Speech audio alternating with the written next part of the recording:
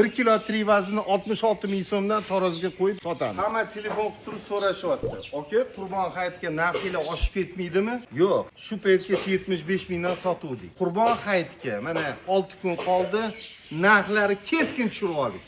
Bular 65 kilo bilan 85 kiloni atrofidagi bo'lgan qo'chqorlar. Birinchi bo'lib turib akangiz xudo xolisa sotyapmiz. Bo'ldi, aka, tanlang. Qani?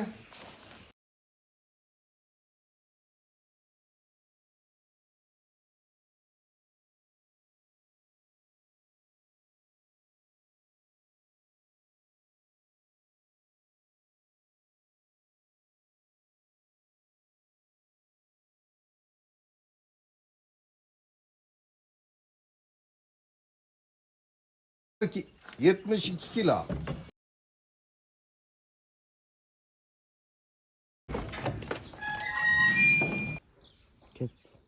Dog'istondan qo'chqorlar kelgandan beri birinchi marta bu narxga sotilyapti.